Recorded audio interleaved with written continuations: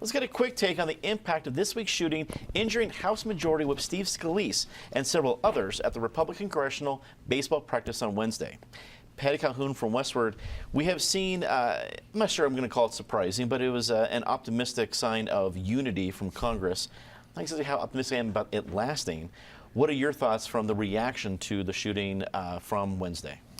Well, it was great to see people come together and actually, with no longer a house divided, brought together by the great American pastime. It would be nice if the second greatest American pastime wasn't going out and shooting people you disagree with.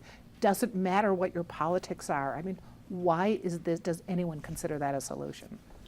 David Kopel from the Independence Institute and DU Law School. You've been involved in countless gun control debates. Do you think this event brings up yet another gun control debate, or will this unity that we've seen help bypass that? Well, the criminal came from Illinois, which is one of the very few states in the country that requires a state license to own a long gun.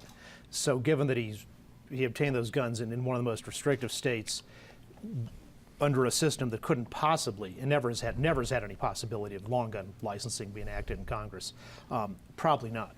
But obviously we saw the difference in the London Bridge attacks when most of the police there were unarmed at the beginning, and so either ran away or one brave officer fought back with his baton against the three guys with knives, and armed law enforcement showed up 8 minutes later after there were a bunch of dead bodies.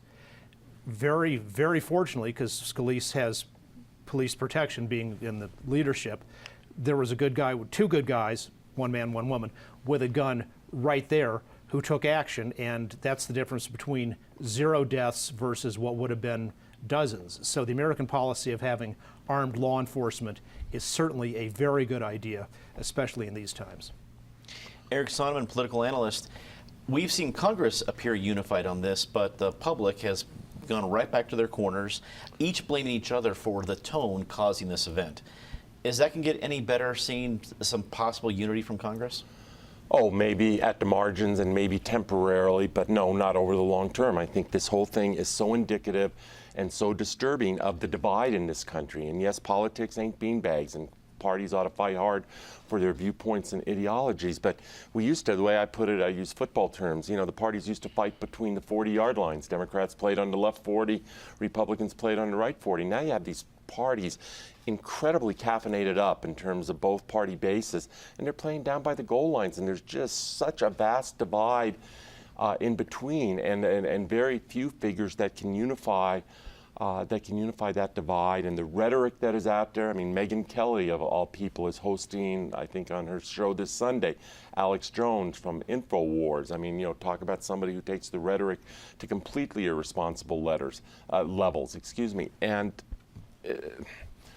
it's very worrisome. This is a fragile country at this point in time. We take it for granted, and I'm worried about more of this as opposed to heading in the right direction. Justine Sandoval, political activist. Do you think this incident will modify the way the loyal opposition makes its case in public? I grew up when Columbine happened, and we've just experienced all these different shootings over and over throughout years, and I feel like we've almost become numb to it, where it becomes not such a big outcry anymore because we see mass shootings on the daily. And so it's really hard for me to be optimistic that we learn lessons from these types of situations, because throughout the years that this keeps occurring and on more massive scales and more regularly, we still don't seem to have taken any lessons from it or have any way that we can create better dialogue in this country and we move forward. So I'm not very optimistic about anything changing from this situation.